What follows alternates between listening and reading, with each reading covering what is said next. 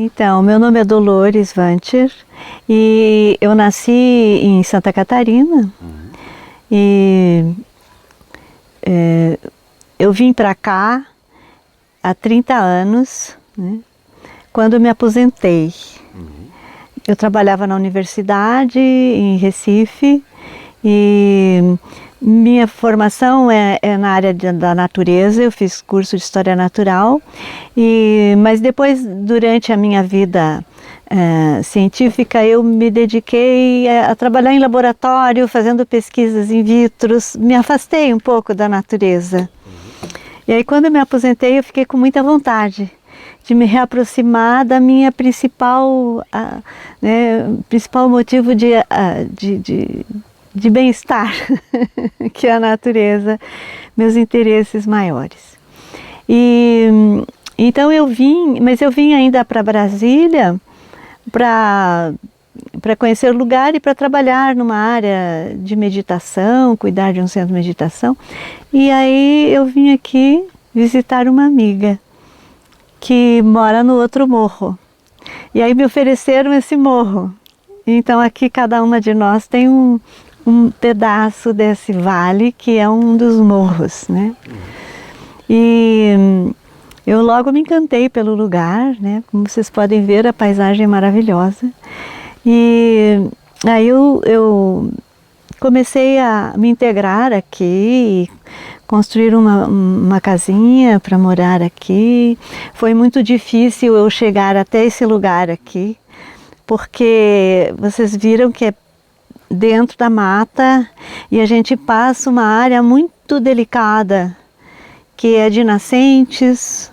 Eu não sei se vocês já viram, mas depois a gente pode passar lá. De nascentes, e na verdade era um charco, um pântano, um lugar bem difícil da gente atravessar, né? Aí eu demorei 14 anos para conseguir construir essa casa aqui. Foi esta a edificação, a primeira que fez? Ou esta outra casa? Não, eu já estava instalada lá embaixo, porque essa parte mais lá é dentro do povoado, né? E para subir aqui já tinha que fazer uma estrada e principalmente atravessar aquela área de nascentes que é delicada. Para fazer uma ponte ali, usei toda uma tecnologia para não estragar o ambiente, porque ele é muito sutil ali. Aí fiz uma ponte móvel, né? Em cima de pedras. Passamos. Okay. É uma ponte em cima de pedras, ela não tem cimento embaixo e tal, para proteger as nascentes, né? E é isso. Que mais? Portanto, a senhora era já da área científica da natureza. É. Que especificidades ou que área específica era a que... Eu estudei fisiologia animal. Me especializei em endocrinologia animal. E depois, quando terminou, decidiu, por acidente, vir morar aqui. Morar num lugar dentro da natureza era assim o meu sonho. Ir morar há 30 anos a esta área, onde as comunicações na altura hoje são mais fáceis, mas não são muito fáceis, devia ser uma grande aventura. Não tinha nada. O Alto Paraíso, há 30 anos atrás, não tinha aquela avenida, era terrenos baldios dos dois lados. Foi uma cidade que desenvolveu com uma rapidez impressionante. Nos últimos anos, portanto. Nos últimos anos, os últimos 30 anos, na verdade. E como é que foi recebida aqui, porque é vizinha da comunidade quilombola? Sim. Como é que foi? Eu cheguei, naquele tempo que eu cheguei, eles ainda não sabiam que eles eram quilombolas. E eles tinham muito medo das pessoas que chegavam, né? Então a gente teve uma dificuldade de se integrar, essas coisas. Eu só consegui me integrar mesmo quando eu montei umas oficinas de aproveitamento de recursos naturais. E aí eu convidei os jovens para trabalharem nessa oficina, e então eu fiz, porque aqui tem muita fruta, né? Eu desenvolvi um trabalho com aproveitamento de frutas, E também descobri que eles sabiam muito bem lidar com palha de bananeira e fazer tapetes. E eu comecei a desenvolver, então, isso, os mais antigos ensinarem para os mais novos a utilizarem essas técnicas. E a gente montou essa oficina. Nesse momento, então, começamos a nos integrar. E eu comecei a me integrar, as pessoas... Então, principalmente com os jovens, né? E as mães do povoado faziam crochê. Então, todo mundo participava. Então, foi uma maneira muito interessante. E eu fiz até um filme a respeito do povoado naquele tempo. Das pessoas mais antigas, para eles contarem como era a vida aqui. Como era a vida no tempo dos escravos. Começamos a tocar no assunto. E o que aconteceu de interessante é que eles não sabiam que eles eram descendentes de africanos. Eles não gostavam de falar sobre os escravos, né? Sim, mas vocês não são descendentes de escravos, vocês são descendentes de africanos. Uhum. E eu estava indo visitar a África, fui lá para um retiro, um trabalho, e aí eu fiz um filme para levar mensagens daqui para a África.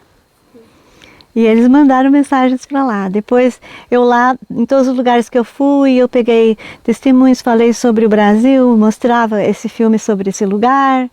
E aí os africanos mandavam mensagens para eles. Aí eu fiz um trabalho, tenho esse filme feito naquela ocasião. E nessa maneira a gente se integrou, foi muito bom. E a relação a partir daí começou a fluir de outra forma? A relação fluiu de outra forma. Porque a senhora, digamos que também promoveu o próprio desenvolvimento. Eles gostaram muito de poder, né, conhecer e também desenvolver as próprias técnicas deles, né? Uhum. E que foi bem bonito aquele período. Havia muitas pessoas, vamos a dizer, alheias à comunidade aqui quando a senhora chegou? Muito poucas, muito poucas. Agora tem muito mais. Uhum. Né? E depois disso, assim, foi bem recente que eles realmente ficaram quilombolas, que né, veio essa oportunidade deles resgatarem, né, essa origem deles. Foi bem depois do filme. Porque o filme, mais ou menos, se a senhora está aqui há uns 30 anos, foi logo no início? O filme eu fiz em 2004, 2005. E eles ficaram quilombolas em 2009, 2010, eu acho, uma coisa. Acompanhou o processo de expansão e construção, imagino, da reserva. Sim. Que opinião tinha no início, naqueles primeiros passos, quando a reserva se ia a estender ao cerrado, que já calculo que já estaria aqui, a residir aqui? Naquele tempo,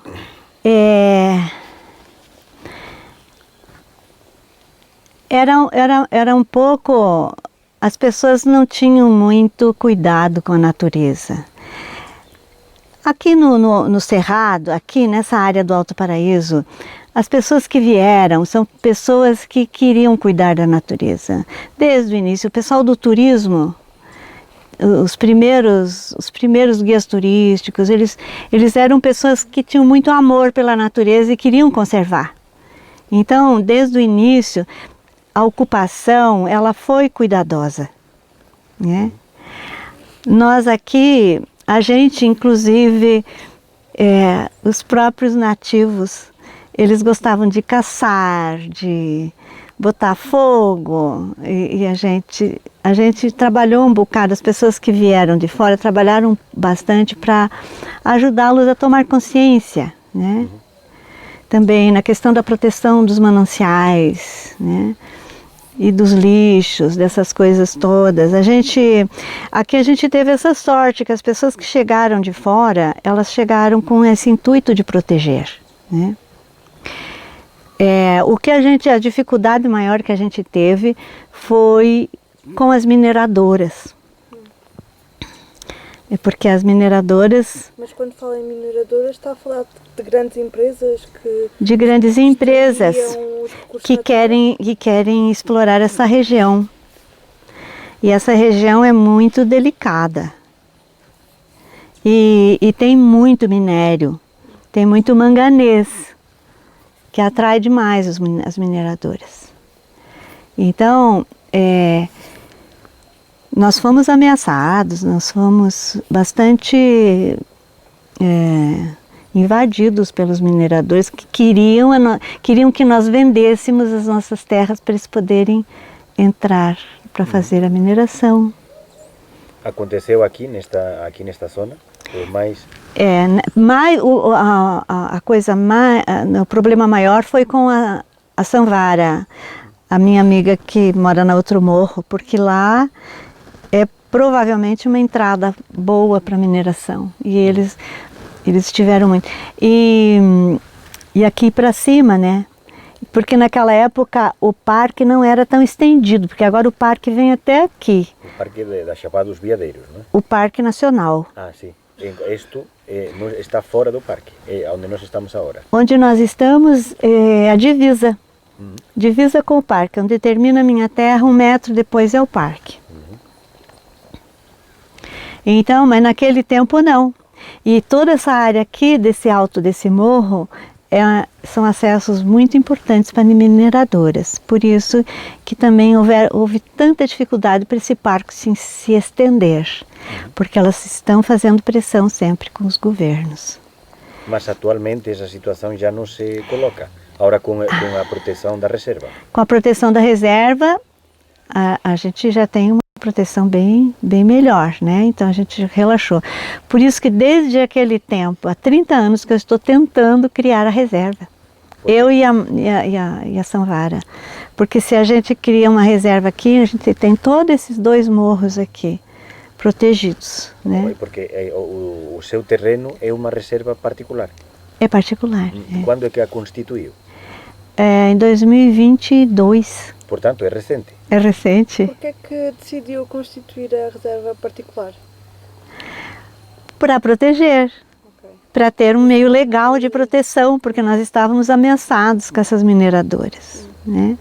Só que a gente não estava conseguindo criar as reservas, porque a legislação de posse de terra aqui é muito precária, é muito conturbada, que tem muitos interesses, tanto dos grandes proprietários para fazer plantação de soja, para fazer... Aqui existe uma luta muito grande com a agropecuária e para a gente poder proteger esses mananciais. E aqui nós temos mananciais preciosos de água. Essa área aqui é fantástica. Esse vale aqui, nós temos muitas nascentes e muitos rios. Vocês devem conhecer, né? Porque é maravilhoso aqui. E são mananciais importantes para o Brasil todo. Porque é importante, obviamente, basta dar uma vista de olhos, mas se tivesse que dizer à Câmara por que é importante o cerrado, os diferentes biomas, exatamente do cerrado, e ele sendo uma pessoa formada na área, que é o que diria para pessoas que desconhecem esta realidade? Eu vejo que o cerrado tem a principal importância é a água, né? Tem assim mananciais incríveis. Ele está bem no centro do Brasil.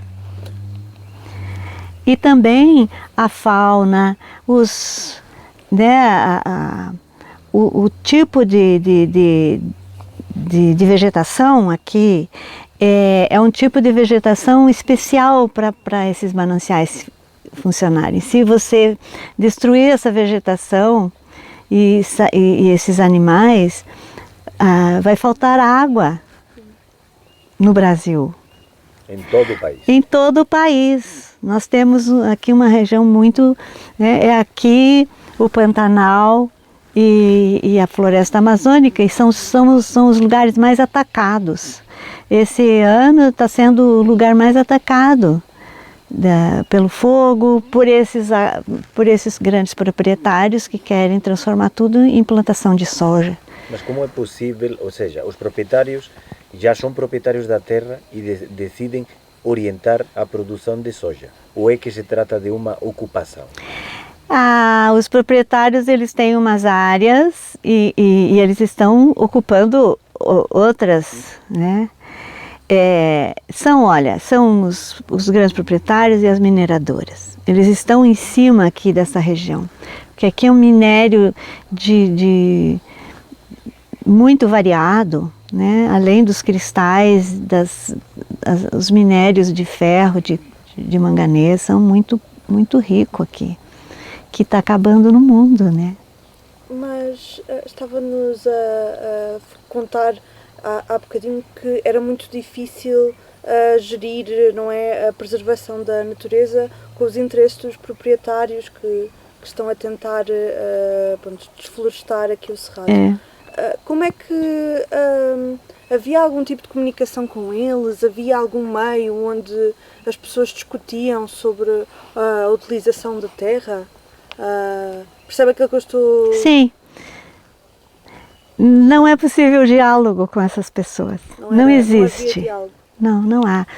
Essas pessoas são ligadas à extrema-direita, né, que tem esse componente da ditadura. Eles querem o poder, eles querem mandar, eles não têm não existe possibilidade de diálogo. E eles também não têm interesse nenhum na proteção ambiental, nenhum. Eles veem assim, o mato, né? Tem que derrubar e tal. E é um pouco cultural isso aqui, é cultural. Quando eu cheguei aqui, os próprios quilombolas eram assim, né? Eles queriam desmatar, queriam tirar. Eles entravam aqui para caçar, botavam armadilhas para os bichos e cortavam as árvores para fazer lenha. E não tem uma utilização da natureza equilibrada, harmoniosa, não tem. E a gente batalhou bastante para passar essas informações para eles. Eles são diferentes dos quilombolas que estão nos quilombos. Não sei se vocês têm essa informação sobre os quilombos. Aqui perto, eles são netos, bisnetos daqueles quilombolas. Na verdade, eles não viveram a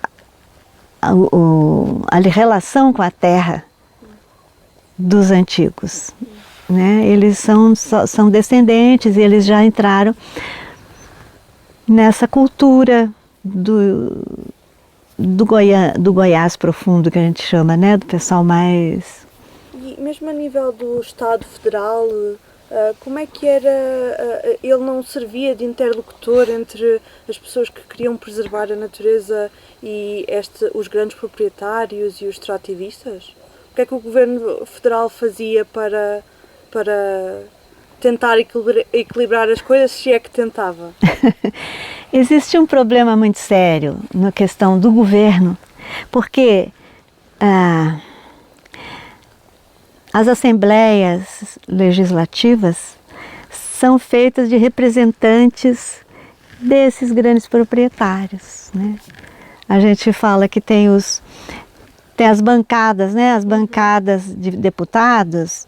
Então tem a bancada do boi, a bancada da soja, a bancada da bala. O governo, ele é o equilíbrio dessas forças. E é muito difícil. E não havia espaço para para as pessoas que queriam... tem. Até hoje o espaço é reduzidíssimo. É uma democracia assim, muito tendenciosa para esse lado das pessoas que querem... que não querem a proteção ambiental, essa coisa orgânica. E que é a proteção da vida, na verdade, né? Quando a gente está buscando isso, a gente quer esse equilíbrio entre todas as forças da natureza. Portanto, há uma, vamos a dizer, uma disputa para fixar onde que está o ponto de equilíbrio, não natural, mas sim entre o econômico e o Entre os interesses. entre o presente e o futuro. É. E olhando para desde o presente para o futuro, que é o que vaticina, que perspectivas tem para o Cerrado? São positivas? São duvidosas? O futuro, como é que o vê? Eu sou otimista. Eu todos os dias levanto aqui e olho esse lugar e disse, nossa, que bênção que a gente ainda tem isso. E é grande, né? Porque quando a gente olha a situação global, isso aqui é um privilégio incrível, né? E eu acho que ainda existem muitas pessoas, estão aumentando. O fato de vocês estarem aqui também cria esse otimismo, né? A gente tem que se unir e continuar batalhando por isso, né?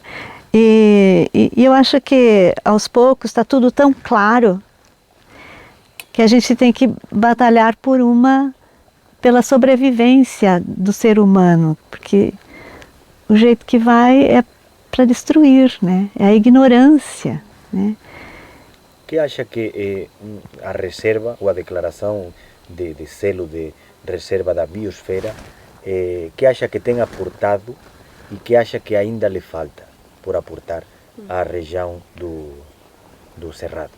Como eu acompanhei esse desenrolar, né? Existe uma evolução, evoluiu muito, eu sinto assim que tem uma evolução muito grande. E também acho que a luta, ela é contra a ignorância, né?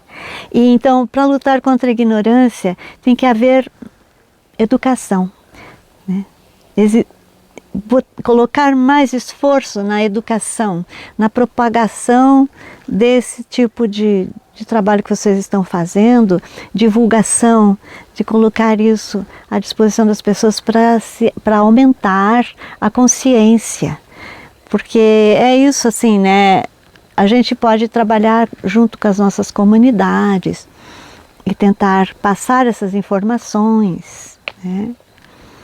Passar as informações. Eu acho que é esse processo que é necessário, né? Cada vez melhor, maior. É um interesse na divulgação e na... E acha que, por exemplo, as camadas mais jovens, a senhora trabalhou com eles e foi através deles que reforçou a relação com a comunidade. Acha que essas comunidades ou essas camadas mais jovens, quando vem o progresso, digamos o progresso, a vida que pode haver nas cidades ou outras comodidades, outros confortos através dos seus telemóveis, etc., estão engajados no que significa preservar isto, porque preservar isto significa também pôr limites. Pôr limites. Pôr limites, buscar caminhos e pôr limites. Acha que essa juventude está engajada?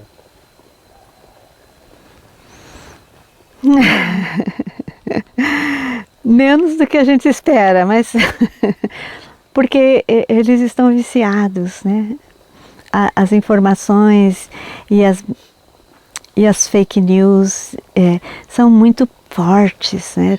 Nesse processo educativo a gente tem muitos inimigos assim, cheios de subterfúgios, né? Eu acho que isso dificulta muito. Mas eu sou otimista. E falando já da sua reserva, ou do espaço que tem como reserva particular, que presumo que será mais ou menos, que superfície é que tem protegido e que tipo de árvores, de plantas, de fauna vivem aqui nesta zona? Olha, foi feito um levantamento, né? E desde que a gente começou a reserva, tem sido feito um levantamento muito, muito legal. Eu sei que a quantidade e os tipos de animais diminuiu muito, muito, muito nesses 30 anos. Quando eu cheguei aqui, tinha veadinho, tinha lobo-guará, tinha muitos animais que agora antas e que hoje em dia a gente não vê mais, porque, né, diminuiu muito. Aqui tem muitos cachorros. O pessoal do povoado tem muitos cachorros. E os cachorros são caçadores, eles vêm à noite, latem por aqui, pela mata, e correm com os animaizinhos. Porque a reserva, a reserva particular não é cercada. É simplesmente... É impossível cercar. Eu já tentei. Pelo menos assim, eu tentei cercar os lugares onde entravam mais os cachorros, né? Mas não dá certo, eles furam tudo, eles não posso... A manutenção de cercado aqui é dificílimo, que é grande, né? Então, isso atrapalha bastante. E como é que se mantém este espaço? Como é que se faz a manutenção desta reserva? Eu procuro deixá-la se desenvolver. Eu acho que a melhor maneira de manter é interferir o menos possível, né? E eu trouxe água aqui para cima, que aqui em cima era uma pedreira, eu trouxe água aqui para cima, então essas plantas aqui se desenvolveram mais, né? E eu procuro não colocar muita coisa, eu só estou... Porque inclusive eu construí aqui antes de constituir a reserva, né? Pode nos explicar um bocadinho para os que desconhecemos que é exatamente a tipificação legal de reserva particular? Em que consiste, que obrigações tem, que... Então, existe um regramento justamente da gente não interferir e eles, né, eles têm o ICMBio, eles têm uma equipe de cientistas que nos ajudam. Eles sempre vêm, a gente faz um plano de manejo para ver né, até que ponto a gente pode atuar em alguns lugares, né? Porque aqui nessa área, o que tem de mais importante para mim, que eu acho mais importante, são as nascentes. E então, em alguns lugares eu tenho umas áreas, já nessa subida aí para o parque, que são áreas em que a captação da água da chuva para servir as nascentes, para inundar assim essas partes das nascentes. E depois elas nascem mais aqui para baixo. Então aqui em cima tem a captação das águas da chuva para as nascentes saírem dali para baixo, lá para baixo, para o povoado. E para formar esse riozinho, né?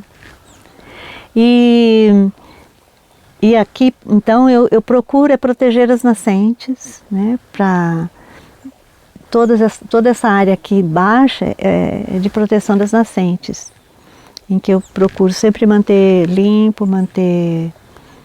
Mas esse é um propósito, um compromisso da sua parte ou é também algo que está de alguma maneira regulamentado? Não, bom... regulamentado, assim, tem regras com relação à utilização do lugar. Então, nessas áreas, eu não vou construir nada, porque uma das regras é você não construir em áreas de preservação, não interferir nos processos naturais. Eu também não tenho cachorros, não tenho animais que possam atacar os bichinhos, mas não posso evitar que os outros entrem. Então tem todas umas regras também que não pode pescar, não pode caçar, né? Então, mas desde que eu estou aqui, pararam as caçadas. Assim, o pessoal do povoado mesmo parou, porque a gente começou a botar proteções, né? E também foi difícil isso? Evitar que se As caçasse, caças. porque é proibido no Brasil, não é? É proibido, mas eles caçavam. E o mais complicado é que eles colocavam armadilhas. Né? E até para gente circular era perigoso. Tem alguma espécie de horta onde cultiva as suas coisas? Ou é tudo mesmo, não cultivam mais nada? Não, eu estou fazendo uma agrofloresta. Okay. O que é uma agrofloresta? É você utilizar, fazer o sistema, incrementar mais o sistema que é natural na floresta, que é a sintropia entre as plantas, né? Então, que existe uma comunicação entre as raízes e as folhas. Então a gente pode fazer isso, estudar essa sincropia e sentar, né? Eu coloco fruteiras junto com algumas árvores. Eu tenho uma área ali que eu resolvi fazer uma experiência de agrofloresta. Então estou seguindo orientação com fruteiras e com árvores nativas e assim com podas. Você usa o material orgânico produzido pelas árvores para devolver ao solo, para o solo não ficar descoberto.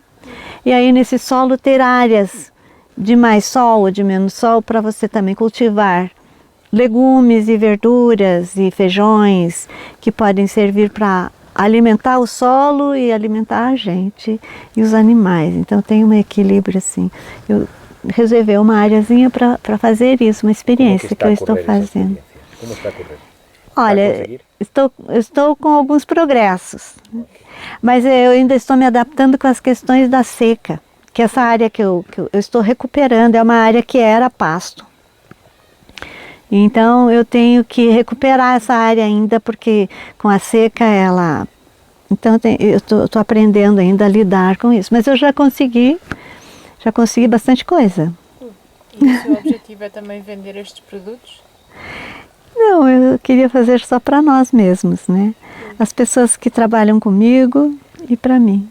E para o povoado que quiser. Bom, mas são poucas coisas, eu ainda não estou produzindo muita coisa. Em relação à categoria de reserva privada, tem um limite, uma caducidade, é revogável? Como é que funciona isto? Por exemplo, esta proteção que tem a perpetuidade? É a perpetuidade. Pode ser vendida, mas não pode ser alterada. A pessoa, né, não pode colocar mais nada. Por exemplo, tem essa casa aqui, mais nada. Eu mesmo coloquei, porque eu também decidi com a colocar regras também, né? Tem as regras da ICMBio e também tem as regras que eu coloquei para proteção. Que regras é que colocou? Que regras é que isso, que não pode ser construído mais nada aqui, né? Por causa das nascentes. Mas podem ser alteradas ao longo dos anos ou ficam... As regras? Não. Regra é regras. Portanto, a senhora se testar esta propriedade, porque é a proprietária. Ou vender a propriedade. Se eu vender, a pessoa tem que aceitar, tem que firmar esse contrato. Portanto, essas regras são agregadas à normativa geral que regulamenta as reservas privadas ou particulares. Particulares. E eu tenho um compromisso também com meu filho, eu só tenho um filho, que é ele que vai herdar, né? Eu tenho um compromisso firmado com ele, mas assim, né, compromisso entre nós, de que ele vai seguir isso, né? Vai preservar tal qual o lhe transpira. Isso. Nós fizemos isso. E aqui o tipo de floresta que temos aqui, porque eu fiquei surpreendido quando estive em outros lugares, saber que as florestas, por exemplo, em áreas tropicais são verdadeiramente muito sensíveis e muito vulneráveis. O cerrado, que é um bioma muito resiliente, aqui nesta parte, que é um cerrado alto, porque é de florestal, é fácil de recuperar. Por exemplo, está a falar de uma tentativa de recuperação de uma área de pasto. Sim, sim, é. É uma mata fácil de recuperar.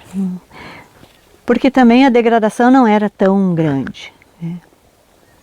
E aqui tem muita água, então eu posso... Né? O solo recupera. O solo recupera. Né? É só manejar de uma forma... A natureza é maravilhosa. Ela se transforma, ela aguenta tanta coisa e a gente vai conseguindo recuperar.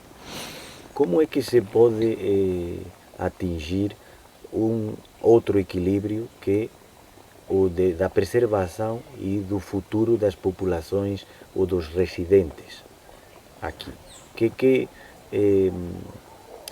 A senhora lançou aí um apelo e uma série de projetos com a comunidade para aproveitamento de frutas, etc. Falou também da questão do turismo. Que outras alternativas podem ajudar a dar consistência à consciencialização, à informação?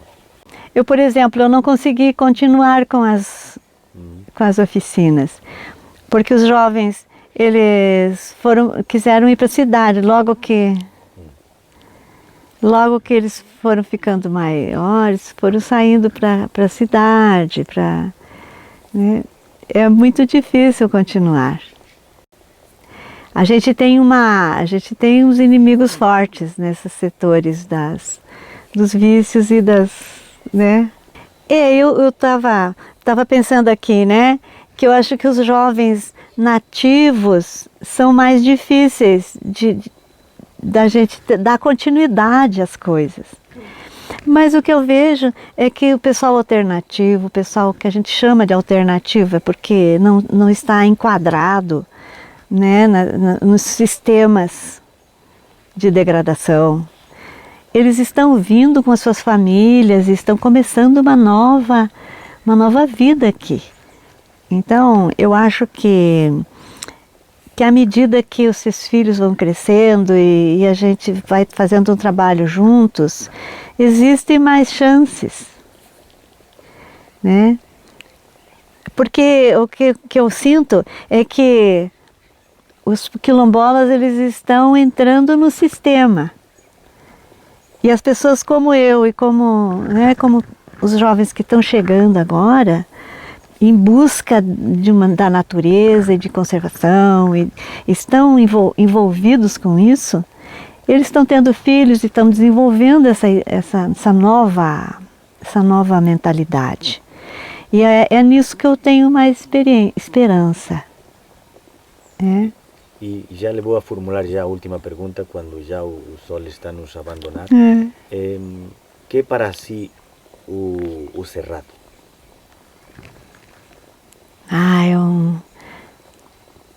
É uma energia de força, assim,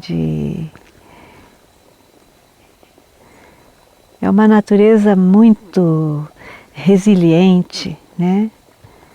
De coragem. Nos transmite isso, que ela está aguentando, o Cerrado está aguentando. Quando você vê isso aqui tudo queimando, né? Acontecem momentos em que isso aqui fica cheio de fuligem, isso aqui tudo cercado de fogo. Pega fogo mesmo.